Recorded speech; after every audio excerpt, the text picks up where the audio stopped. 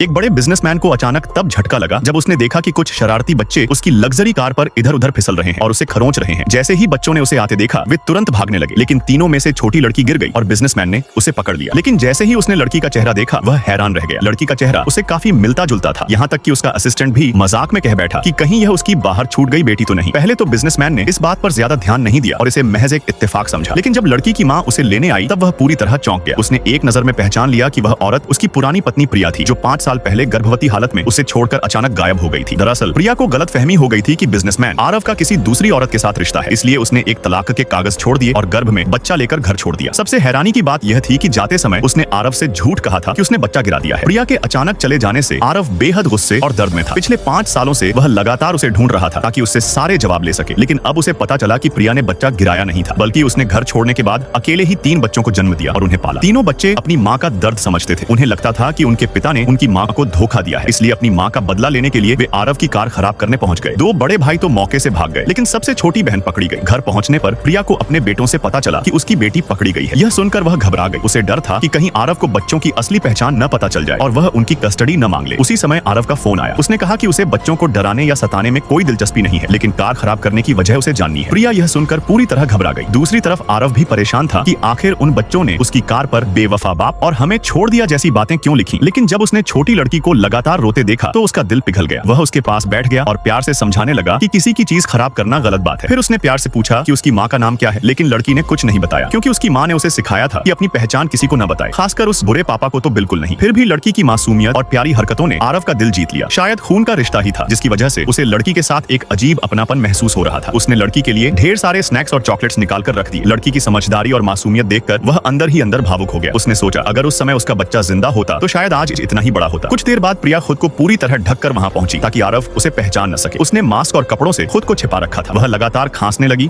और बोली कि उसे तेज वायरल है, इसलिए उसने खुद को ऐसे ढका है ताकि किसी को बीमारी न लगे। इतना कहकर वह बार बार अपनी बेटी को इशारे करने लगी। लड़की तुरंत समझ गई और जाकर अपनी माँ से लिपट गई, लेकिन तभी आरव ने दरवाजा बंद कर दिया। प्रिया की अजीब हरकतें देखकर उसे बार बार लग रहा था कि वह कोई जानी पहचानी इंसान है। दूसरी तरफ प्रिया डर रही थी कि अगर वह वहां और रुकी तो उसकी पहचान खुल जाएगी, इसलिए उसने जल्दी से कहा कि बच्चों ने कार का जितना भी नुकसान किया है वह उसकी भरपाई कर देगी। इतना कहकर वह बेटी को लेकर वहां से जाने लगी, लेकिन उसकी हर छोटी हरकत आरव को यकीन दिला रही थी कि वही उसकी खोई हुई पत्नी है। तभी उसने अचानक उसका हाथ पकड़ लिया और उसे जाने से रोक दिया। प्रिया खुद को छुड़ाने लगी और उसे दूरी बनाए रखने को कहने लगी, लेकिन उसकी आवाज और अंदाज ने आरव के शक को पूरी तरह सच साबित कर दिया।